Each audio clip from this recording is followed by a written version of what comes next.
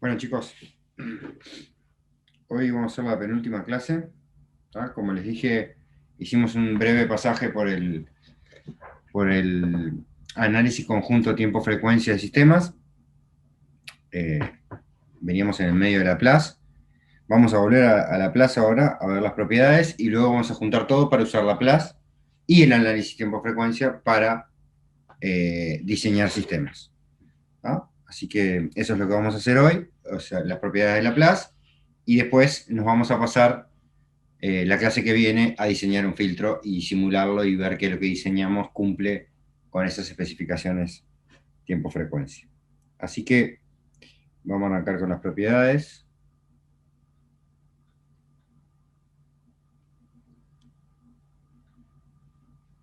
¿Tá? Y entonces, las propiedades, de vuelta, yo les insistí mucho, es la quinta herramienta que estamos viendo y cuando veamos procesamiento digital vamos a ver la sexta, ¿tá? Del mismo tipo. Son todas herramientas que comparten la misma estructura matemática.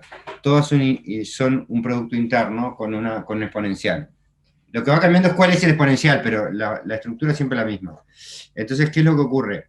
Que las propiedades se heredan de esa estructura matemática. O sea que las propiedades que van a ver en todas estas cosas son siempre muy parecidas. ¿Tá? Entonces, en vez de concentrarnos en las propiedades en sí, que son bastante sencillas, por ejemplo la linealidad, nos vamos a concentrar en cómo impactan a lo nuevo que tiene Laplace, que es la ROC, ¿tá? La región de convergencia. Entonces, ese va a ser el foco de todos estos ejercicios. ¿Ah? Entonces acá lo que vamos a ver es lo mismo de siempre, ¿no? Una combinación lineal de dos funciones. Lo voy a querer confundir transformada, pasar por Laplace y ver qué me da. ¿Tá? Y lo que da es lo obvio, ¿no? La suma de las dos transformadas. Ahí no está la novedad. ¿La novedad dónde está? La novedad está en qué. ¿Qué va a pasar con la ROC? ¿Tá? Entonces, si supongo que esta tenía una ROC 1 y una ROC 2, mejor dicho, esta no, dije mal. La que tiene la ROC es la... ¿tá? Que le vamos a llamar R1 y R2. Bueno, ¿qué les parece? ¿Cómo va a ser la ROC resultante? Ya lo dijimos medio intuitivamente, ¿no? Para que exista la suma, ¿qué tiene que pasar? O sea, tiene que haber, para mí es algo de la intersección, porque tiene que valer para las dos a la vez. Claro, o sea, tiene que existir las dos a la vez. Entonces, se tiene que cumplir para los S que estén en la ROC 1 y en la ROC 2. Por eso la intersección. Exacto. ¿Tá? Entonces la ROC en general, en este caso va a ser la intersección. Esto es más o menos lo que veníamos haciendo. Y vamos a hacer este mismo razonamiento para todo el resto de las propiedades. Que no es tan directo. No siempre va a ser la intersección. ¿Tá? Dependiendo de cómo la propiedad transforme la señal, es lo que va a pasar. ¿Tá? Entonces, ahora vamos a hacer el desplazamiento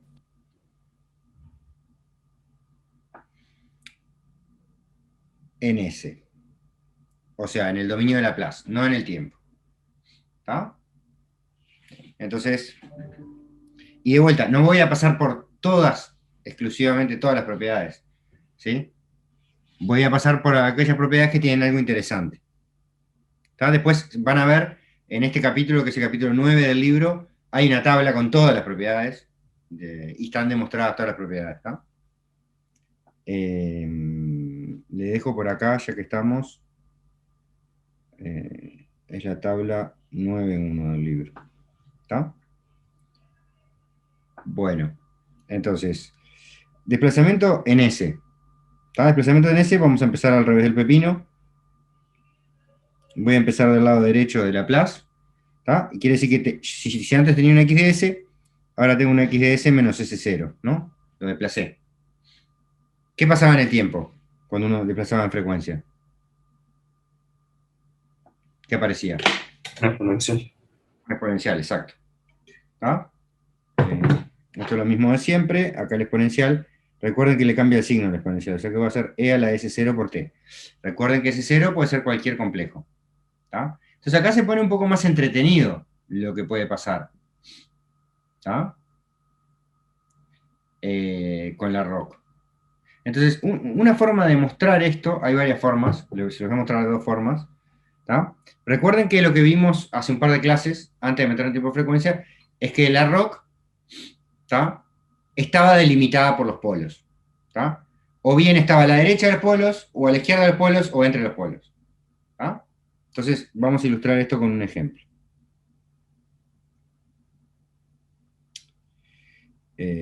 Imaginen que tienen acá esta situación. Tengo acá dos polos, y esta es mi rock, la banda. ¿Tá? Vamos a llamarle P1 a este y P2 a este. ¿Tá? Entonces, si yo hago esta transformación en frecuencia, ¿qué voy a estar haciendo? Si miro el plano, el diagrama de polos y ceros, en el plano complejo, ¿qué va a pasar con los polos? ¿Qué les parece?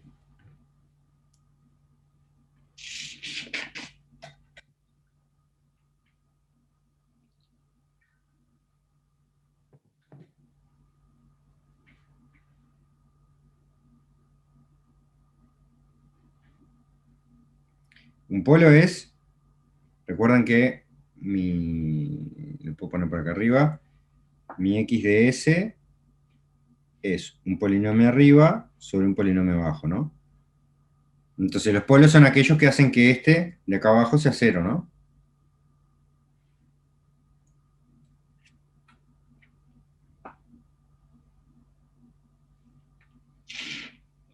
En otras palabras estoy diciendo que si el denominador en P1 vale 0, ¿qué ocurre? ¿Dónde va a ser 0 en el nuevo denominador? Cuando haga S menos S0.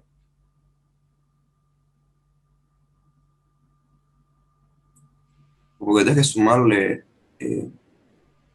S0 a Claro, lo que va a pasar es que D en P1 más S0 se va a hacer 0, ¿no?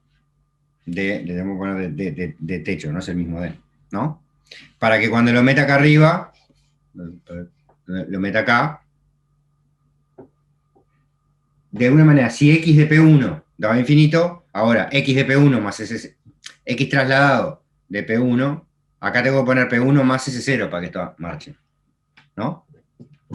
Entonces, de alguna manera, los polos me van a quedar acá. Me va a aparecer un P1 ñoqui y un P2 ñoqui. ¿No? Entonces mi rock se mueve. ¿No? Entonces, no cambia de forma, ¿no? Se mueve de lugar nomás. Entonces, puedo decir acá, si quieren, hay varias maneras de expresar esto, pero puedo decir que P1 ñoquis es P1, ¿está? En realidad, para ver el borde de la rock, lo que me importa, no me importa dónde está el polo. Perdón. El polo puede ser un número complejo, puede estar acá arriba. No me importa exactamente dónde está, lo que me importa es cómo se mueve su parte real, porque eso es lo que mueve la rock. Si se mueve para arriba, la parte real, no pasa nada. Perdón, la banda no pasa nada. Recuerden que la convergencia de Laplace se ve alterada por la parte real. ¿Tá? Entonces, vamos a decir que la rock va a ser igual a la rock más eh,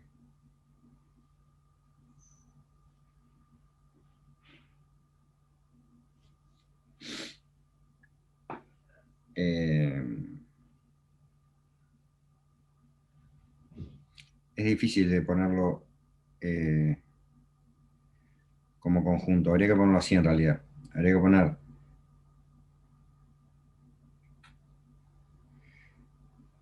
está formado por los S más parte real de C0,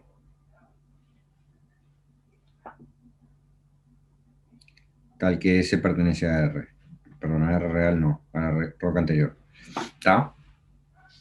También a veces se hace una notación abreviada que se dice, bueno, está, es la R anterior, ¿está? Más parte real de C0. Eso es como un abuso de notación que quiere decir, bueno, está, agarro a todos los elementos del conjunto R que está acá y le sumo, armo un nuevo conjunto sumándole la parte real, pero está, es como un abuso, ¿no? Lo vamos a, por eso, para escribirlo correctamente, hay que ponerlo como está arriba. ¿Está? Y otra manera de ver esto también, es como una especie de ejemplo. ¿Ah? Imagínense que yo tengo un exponencial, e a la menos at. ¿Está?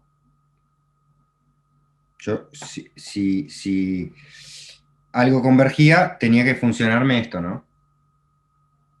¿Ah? Entonces ahora le agrego, perdón, el S0 que le estoy agregando, un exponencial, así. ¿Está? Entonces, en otras palabras, si miramos un ejemplo, si yo tenía que antes, vamos a suponer que A vale 1, ¿está? Si este era el ejemplo, esto converge siempre que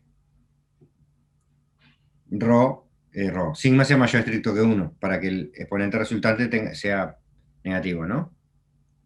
Entonces, si yo ahora multiplico esto por algo, ¿tá? Imagínense que sigma 0 vale 3, ¿tá? Voy a poner abajo. Si yo ahora hago lo mismo, e a la menos 3t por e a la menos t por e a la menos sigma t, el nuevo sigma, ¿cuánto tiene que valer? Y bueno, acá, tiene que valer, si acá valía mayor que menos 1, acá tiene que valer mayor que menos 4, porque le tiene que ganar a la suma de este y este. ¿Está? O sea que esta es otra manera gráfica, digamos, de ver cómo se mueve la rock, ¿no?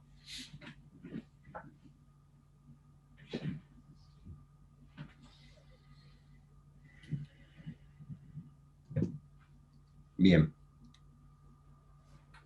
¿Quedó claro? ¿Alguna pregunta? Bueno. Después vamos a ir al escalamiento temporal.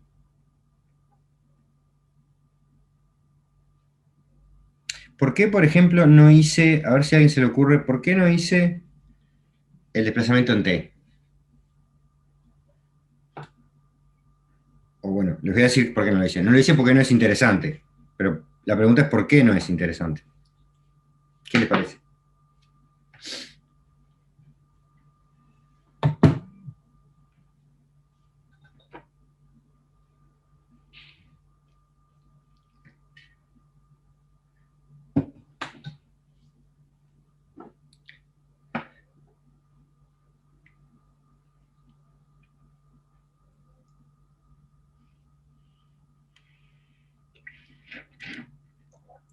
La convergencia de la función depende, la convergencia de Laplace depende de la forma de la función, ¿no? La de Laplace, la de Fourier, ¿no?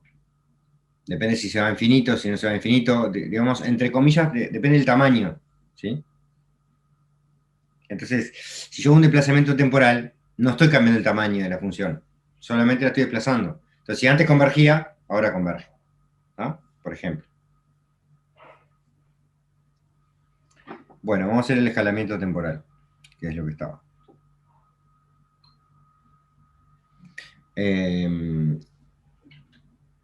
Bien. Perdón. Si acá hago Laplace,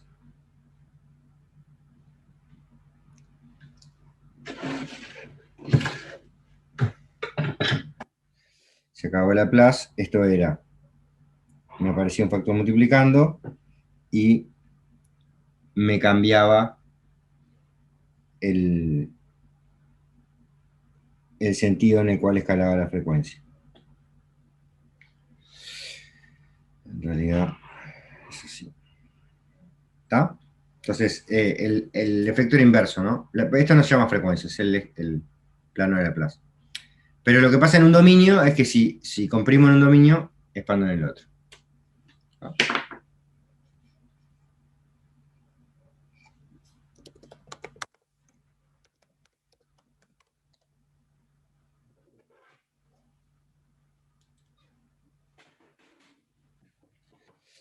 Bien. Entonces, podemos hacer el mismo razonamiento que antes, ¿no? Puedo dibujarme alguna rock ficticia, imaginarme que tengo unos polos. Vamos a hacerlo un poquito más exagerado.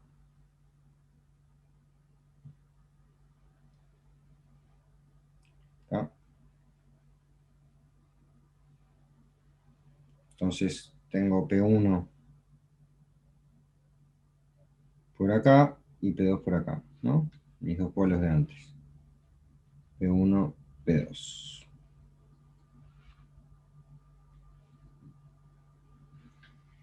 Bueno, ¿qué pasa ahora?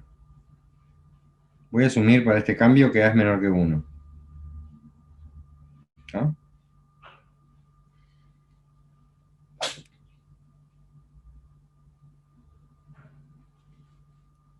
¿Qué pasa con los polos? ¿Qué les parece?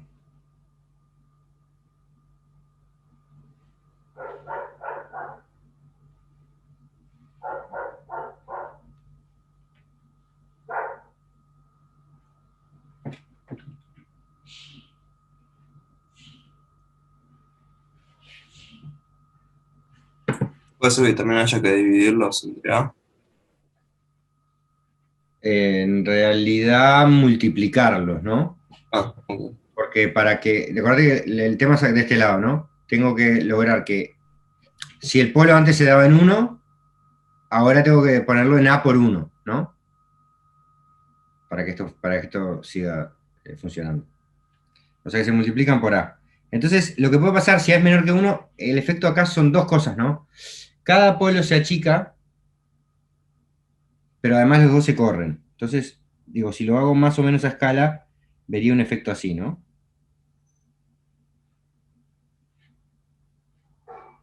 Que es diferente de lo que pasó antes, ¿no? Antes se me corrió la banda, pero no se me achicó. Ahora, bueno, claro, hice mal el dibujo, perdón. Para que esto que acabo de decir tenga sentido, me distraje. La idea era hacer el dibujo así, ¿no?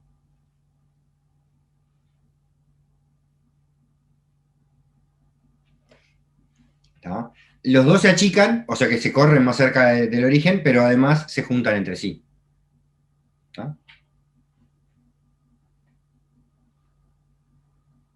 Y además hay que tener ojo, por ejemplo, si lo voy a hacer en verde solo para no confundir, si A fuera negativo, ¿no? Si A fuera negativo, este es el caso A menor que cero, ¿no? Me quedaría A por P1 y A por P2. ¿Ah? Y podemos hacer un ejemplo similar acá abajo, para ilustrar eso, ¿no? De vuelta a lo mismo. Si tengo un exponencial, así, esto converge si sigma mayor que menos 1. ¿Tá? Si yo le pongo un 2, lo que estoy diciendo es, estoy haciendo así ahora, ¿no?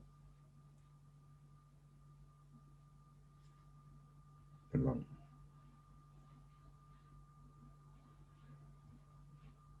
Si le agrego ese 2 a lo que estaba antes, lo que termina ocurriendo es que esto va a existir si sigma mayor y aparece el mismo factor, ¿no? El 2, multiplicando. ¿Ah? Digo, obviamente esto no demuestra nada porque lo hice con un caso particular en un exponencial. ¿Tá? Pero ilustra la... Perdón, dije mal, ¿no? Un medio tenía que haber puesto ahí.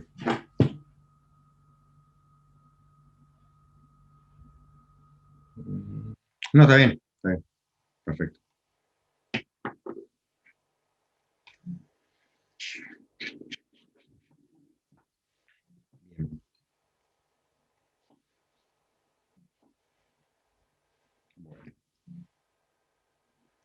Pasamos a la siguiente, que es la conjugación.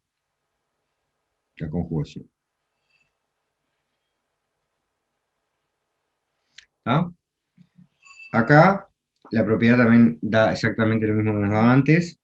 Si yo tengo x de t conjugado y la meto en la transformada de Laplace, el efecto era doble. Me parecía conjugado, sí, toda la transformada, pero además me parecía conjugada la variable. ¿Ah? Entonces acá, si esto siempre tiene un corolario, que es que si x de t es real,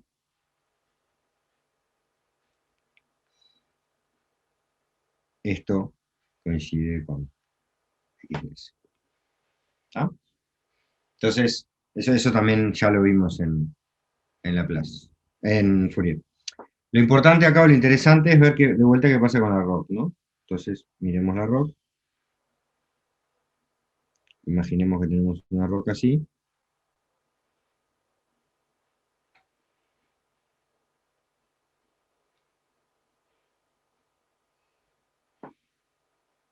¿Está? Entonces, la convergencia al final es cuando la x de s, ¿tá?, es finita o infinita, eso es la convergencia. Entonces, en realidad cuando yo le meto el conjugado, si la x existía, la x conjugada también existía. La x y la x conjugada tienen el mismo módulo.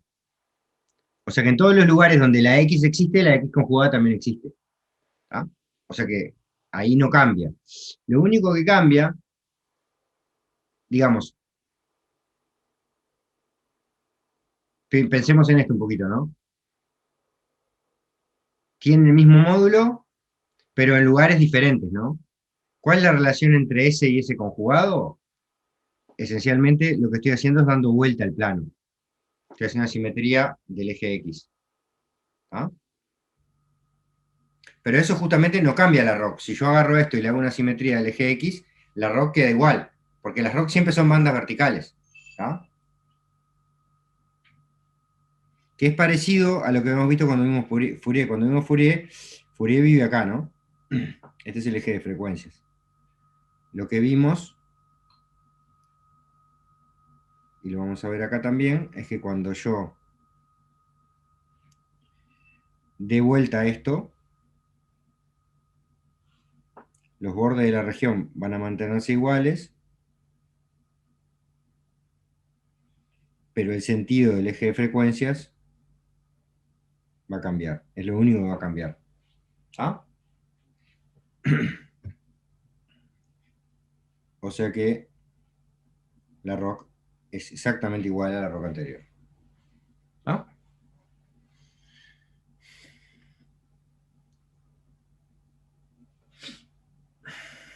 ¿Quedó claro eso? Fue muy rápido. A mí no me quedó claro eso que va a quedar invertido. eh, O sea, entendí que la parte imaginaria como que cambia de signo, pero tiene que ver con eso. Digamos, vos, nosotros un poco no lo decimos explícitamente, pero cuando yo miro este eje, recordate que la transformada de Laplace es una función de los complejos en los complejos. ¿Tá? No la podemos dibujar, pero si dibujáramos solo el módulo, sería algo así. Vos tendrías que dibujar así la transformada pondrías el eje omega, el eje sigma, y acá pondrías el módulo de x de s, ¿no? O sea, lo que digo es que el módulo de x de s es una función de R2 en R, ¿sí? Entonces, ¿cómo se ve esto que estamos viendo arriba? ¿Cómo se ve en este plano? Y la ROC es una cosa que está dibujada así. Voy a terminar de dibujar los ejes. ¿Sí? Es una banda en el plano horizontal.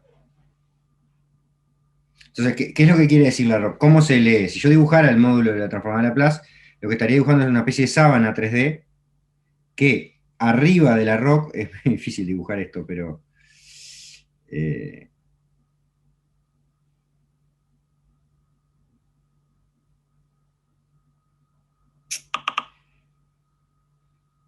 arriba de la rock, lo voy a dibujar así, ¿está? Es como un techo arriba de la rock, es finito. Y después para afuera de la rock se puede ir para arriba. A ver, voy a hacer otro intento. Si la dibujo así ahora, giro los ejes, ¿está? Dibujo el eje omega mirándonos a nosotros, ¿está? El eje sigma para acá, o sea, lo miro desde esta dirección, ¿está? Si hago eso, y acá estaría el módulo, lo que vería es lo siguiente. La rock sería un segmento acá, y la gráfica amarilla sería algo que por acá se mantiene normal, pero para afuera crece. ¿Sí? ¿Se entiende la idea ahora? ¿Un poco mejor? Sí, sí, pero lo del Eh, conjugado, tipo, ¿cómo afectaría Está, ahí? por eso, está. Pero entonces, lo que yo digo es, ahora, volvamos al principio. Digamos, si tomamos un valor de acá, por ejemplo, este valor, para este valor no existe, ¿no? Y para este valor sí existe. Vamos, capaz que hago al revés. Bueno, no importa. Para este sí, para este no, ¿está? Entonces, o dicho de otra manera, para este valor existe, ¿está? Si yo sé que para este valor existe, ¿está? Su módulo va a valer 23, ¿está? Un valor. ¿Qué pasa acá? Yo sé que como lo que hice es dar vuelta el plano, este valor va a parar acá. Perdón, va a parar acá. Entonces yo sé que acá, si acá valía 23, acá vale 23. ¿Sí? Sí, Entonces, lo que estoy diciendo es, si acá existe, acá también existe porque vale lo mismo. ok. ¿Se entiende? ¿Se entiende ahora? Sí, creo que sí, sí.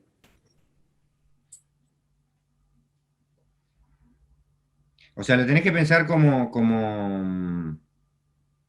si tuviera que dibujar esta gráfica, ¿está? Usando esta, bueno, ¿qué valor voy a poner acá? Lo voy a ir a buscar acá arriba. ¿Qué valor voy a poner acá? Lo voy a buscar acá arriba. Entonces, si este es finito, este es finito. Si este es finito, este es finito. ¿Ah? De la misma manera, si elijo un valor en otro lado, si elijo un valor acá, por ejemplo, y es infinito, ese valor está acá. O sea que sé que acá es infinito. Pero, o sea, la función esa del módulo no te va a cambiar.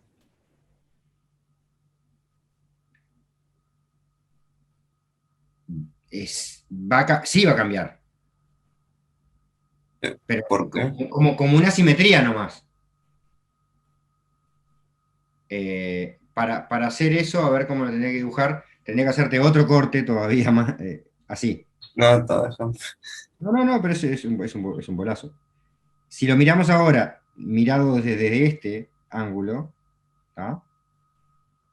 Yo tengo, que acá estoy mirando el eje sigma, ¿sí? Acá estoy mirando el eje omega y acá estoy mirando el módulo, ¿tá?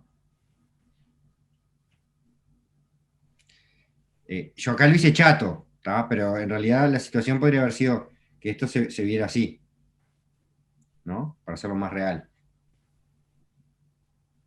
Si yo conjugo con respecto a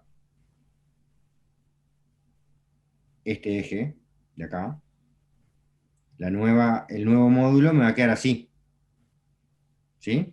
Eso es lo que cambia. ¿Se entiende ahora? Ahí va, sí, creo que sí. Para hacerlo bien, habría que hacer un dibujo que no tenga mucha simetría. O sea, que habría que dibujar esto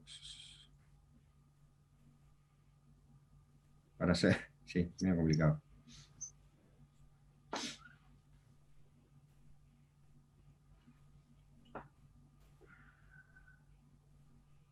Capaz que lo que puedo hacer, que es más fácil, es mostrarte, que creo que la vez que viene igual lo voy a hacer, un dibujo 3D de una de estas, que va a ser más fácil, y girarlo en la computadora que hacer tratar de dibujarlo acá. ¿Ah? Ahí va. ¿Se entiende más o menos la idea? Sí, sí, creo que sí, ahí va. Sí, sí. O sea, la cosa esta sería, vamos a hacer el último intento. La cosa esta sería así. Tengo la rock acá, en este plano.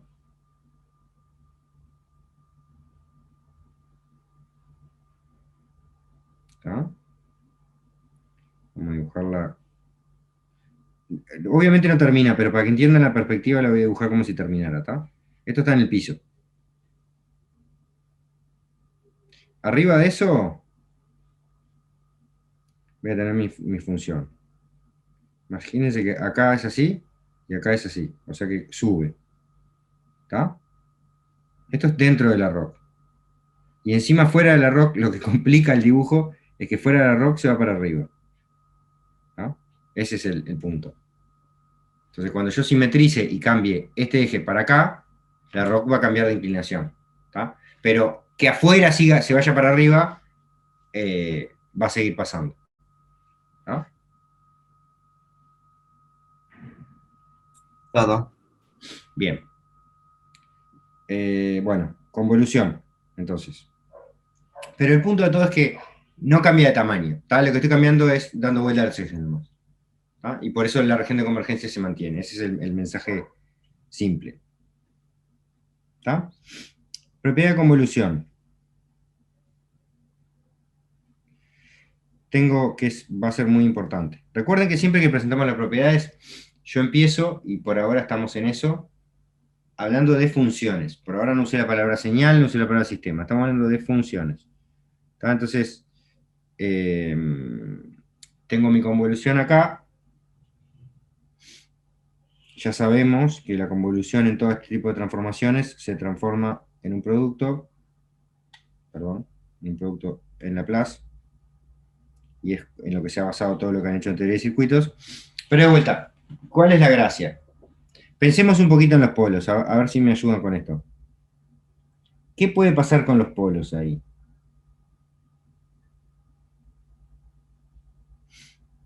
Yo tengo esta que tenía es una función racional, ¿no? Tenía polos, o sea, raíces del lado abajo. Este también tenía raíces del lado abajo, los multiplico.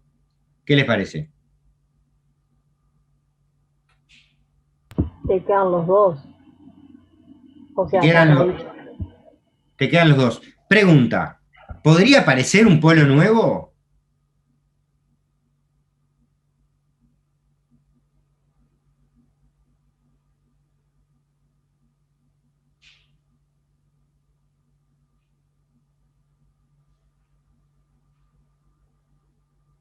¿Qué piensan?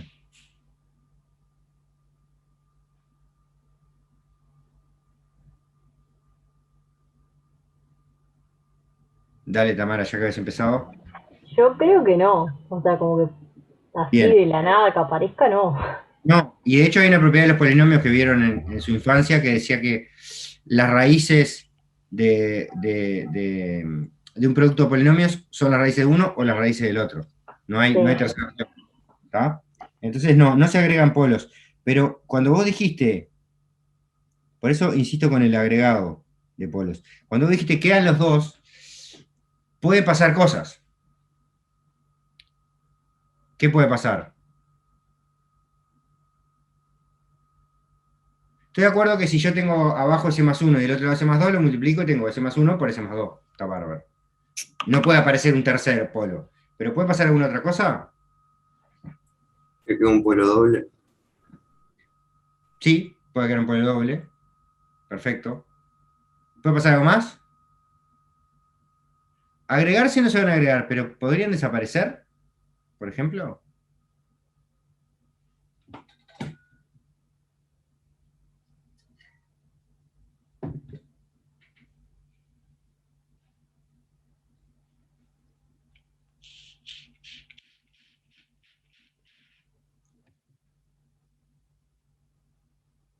Sí, ¿no? O sea, si justo este tiene un 0 donde este tiene un polo, ponerle que este tiene un S más 2 acá y este tiene un S más 2 arriba, lo multiplico y se cancelan, ¿no? Entonces, lo que puede pasar es que se pueden eliminar polos. ¿Está? Entonces, en realidad, lo que vamos a decir es que la ROC es igual o mayor. ¿Está? O sea, en otras palabras, la ROC es, contiene a la intersección. ¿Tá? Si hubiera una cancelación de polos, la ROC va a ser más grande. ¿Está? Porque, y además, en un dibujito se ve claro, ¿por qué puede ser igual o mayor? Porque si tengo una situación así, supónganse, donde tengo un polo acá y un polo acá, y esta es, la ROC es derecha, ¿no? Bueno, dependiendo de cuál polo se elimine, si se elimina este polo no pasa nada, ¿no? La ROC no cambia. Ahora, si se llega a eliminar este, que es el de más a la derecha, la ROC se correría para la izquierda. ¿Ah? Recuerden aquello de que la ROC es el semiplano que está más a la derecha o el que está más a la izquierda, ¿no? Esas fueron las propiedades que vimos con aquel trabalenguas. Bien. Después vamos a hablar de la diferenciación en T. ¿Tá? Entonces, lo que estoy diciendo es, tenía una X, ahora tengo una X'. La meto en Laplace. ¿Qué pasa del otro lado? Cuando derivo, ¿qué aparece en Laplace?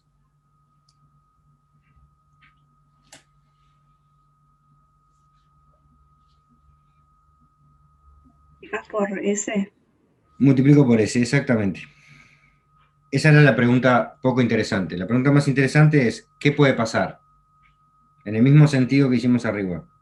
¿Puede aparecer un polo? ¿Puede eliminarse un polo? Y me interesa no solo si se elimina o se agrega, sino me interesa la palabra puede o la palabra pasa, ¿no?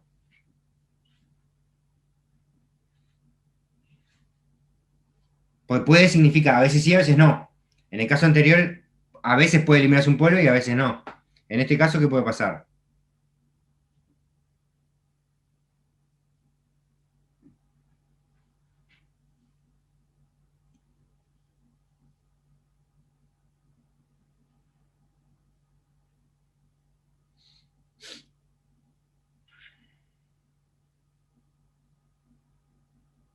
Recuerden que polos son raíces de abajo. Si lo multiplico por S, ¿qué puedo pasar? ¿Puedo agregar una raíz nueva abajo?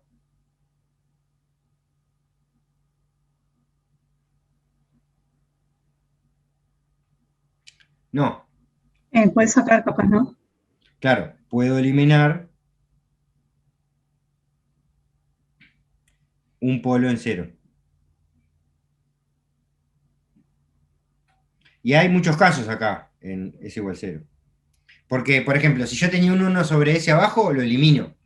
Pero si tenía un 1 sobre S a la 5, en realidad le bajo la multiplicidad, pero el polo sigue estando. O sea que la ROC puede cambiar o no.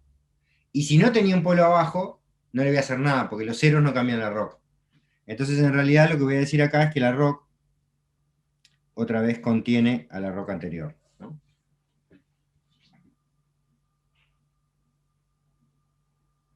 Bueno, vamos a ir con este tipo de razonamiento. ¿Qué pasa ahora si hago diferenciación en S, ¿sí? Del otro lado. O sea que lo que estoy haciendo es, pongo la plaza acá y derivo con respecto a S. ¿Está?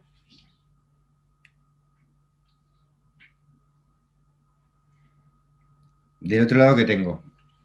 ¿Qué me aparece en el tiempo?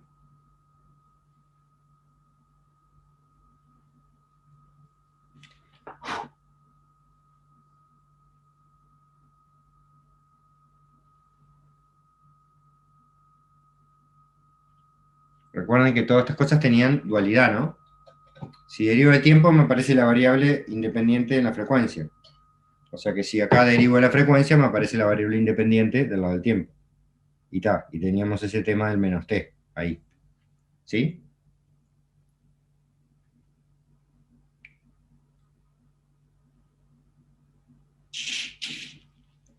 Entonces acá lo que puede pasar es lo siguiente.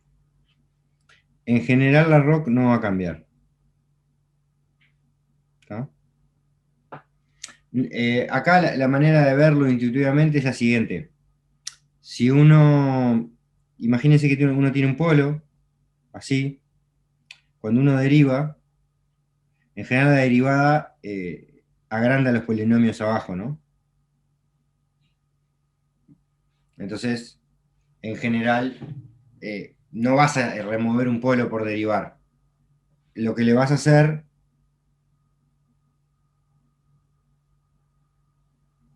es aumentar la multiplicidad.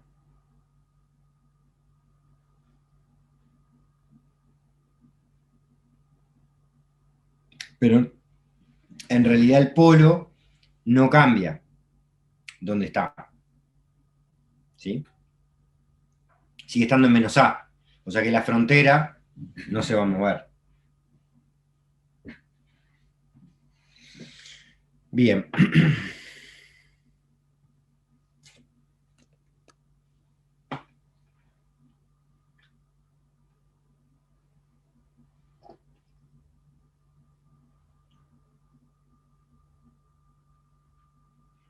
Perfecto. Sigamos adelante con las propiedades. Vamos a ver ahora qué pasa con hacer lo opuesto. ¿Qué pasa con integro?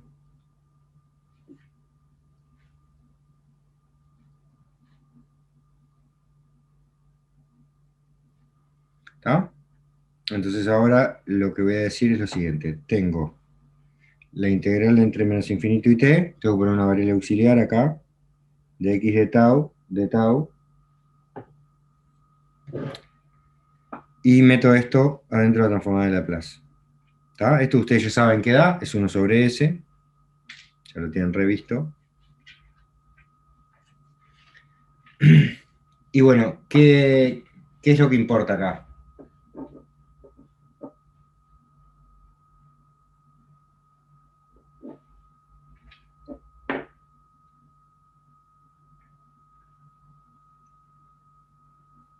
¿Es un polo más? Tengo un polo más en cero, ¿no? Potencialmente, ¿no? De vuelta, porque si justo tenía un 0 en 0, entonces acá voy a hacer lo mismo. Si agrego el polo, lo que me va a pasar es que me va a quedar la ROC de antes, intersección, lo que yo le voy a llamar, que creo que ya lo definí, pero igual lo recuerdo, el semiplano derecho parado en cero. ¿Está? Pero no siempre, puede que justo haya un cero y se cancele, entonces siempre tengo que hacer esa salvaguarda de decir, bueno, esto puede pasar o no. ¿Está? O sea que ahí el dibujito sería así. Yo tenía una ROC anterior, por acá, y ahora agrego este nuevo pueblo por acá, y me quedo con esta otra. ¿Está? Siempre y cuando no hubiera un cero, ¿no? Ahí por las dudas, recuerden, cuando aún defino esto es el semiplano, son los S pertenecientes a los complejos, tales que la parte real de S es mayor que lambda. ¿Está? O sea, el semiplano derecho cuya frontera es el valor lambda. ¿Está? Lambda en general es un real. ¿Está? O sea que pi0 más es el semiplano derecho para un cero. ¿Está?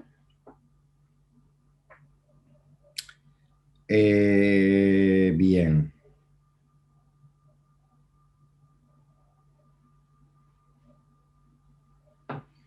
Teorema del valor inicial.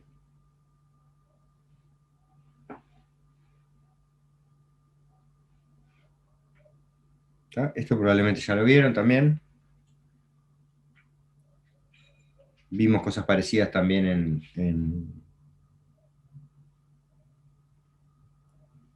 cuando vemos cosas de Fourier, y dice esto.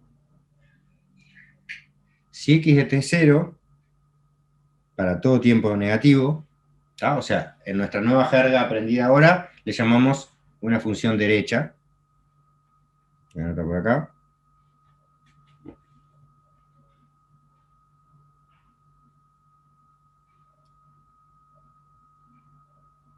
Y x de t no tiene singularidades en 0. Singularidades en 0, se cumplen dos cosas.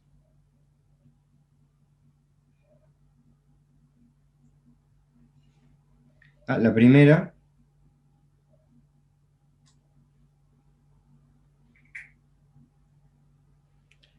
que x en 0 más sería el valor inicial, porque en 0 menos es, ya dijimos, es negativo. X en 0 más va a ser el límite, cuando s tiende a infinito, de s por x de s. ¿Está?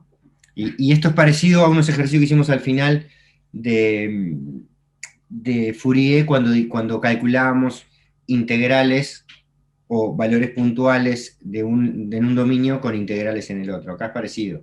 Con un límite de un lado puedo calcular un valor puntual del otro, que a veces puede ser muy útil. ¿Por qué? Porque a veces, de la manera que vamos a trabajar, a veces vamos a calcular la salida de un sistema directo en Laplace, no vamos a tener el tiempo. Podríamos antitransformar para saber cuánto vale en 0, o podríamos directamente usar esta propiedad sin antitransformar. Esa es la gracia. Y en general las condiciones iniciales de un circuito o un sistema son un valor importante, tanto como las condiciones finales, ¿no? A cuánto se estabiliza. ¿Tá? Por eso este teorema es muy útil. Entonces lo mismo, si quiero saber en cuánto se va a estabilizar la salida de mi sistema, por ejemplo, o mi señal más en general, puedo hacer lo mismo tomando el límite cuando S tiende a 0. Vieron que los comportamientos son opuestos, ¿no? La condición inicial me la da el límite en infinito, la condición final me la da el límite en 0. ¿Está? Entonces, vamos a ejercitar un poco eso. Un ejemplito.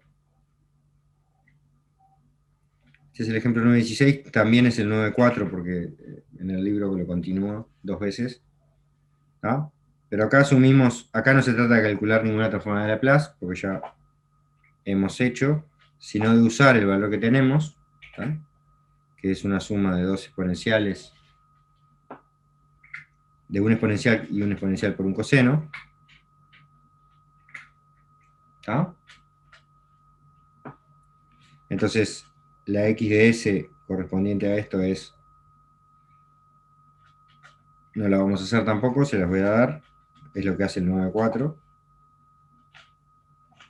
más 12. Y abajo s cuadrado más 2s más 10 y s más 2. ¿Tá? Entonces, acá puedo calcular el valor inicial, por ejemplo, de dos maneras. Manera número 1, vengo directamente al tiempo y evalúo, ¿no? Evalúo en t. Entonces ahí es fácil ver que los dos escalones en 0 más valen 1, ¿no? El exponencial este de acá, perdí el mouse, este de acá vale 1, esto vale 1, esto vale 1, y esto vale 1. O sea que en total vale 2. ¿Tá? Ahí no usé ningún teorema ni nada. La idea es verificar que ese valor inicial, haciendo el teorema, da lo mismo. ¿Tá? Entonces tengo que hacer el límite, cuando s tiende a infinito, de s por x de s. ¿Tá? O sea que es el límite, cuando s tiende a infinito, de todo aquel choclo, ¿no? De s por 2s cuadrado más 5s más 12. y abajo todo lo otro. ¿Está? Y entonces ahí, simplemente como son las funciones racionales, pasar límites son un bolazo, porque en realidad son todos polinomios, entonces me quedo con el mayor orden, y acá me tengo que quedar entonces con este término, y abajo me tengo que quedar con este y este, ¿no? Bueno, este acá arriba es este y este. O sea que arriba me quedo con 2s cubo, abajo me quedo con s cubo, se me van los s cubos y me queda un 2. ¿Está? O sea que esto es una verificación sencilla de que ese teorema que marcamos tiene sentido. ¿Está? Y como les dije antes, ¿no? Esto, así como lo planteo, no tiene gracia. Es mucho más fácil de evaluar el tiempo que... ¿tá? Pero eso dado que tengo la función del tiempo. Si no la tengo, esto es bastante directo, siempre. ¿Tá? Y hacer la antitransformada de esto no lo es tanto.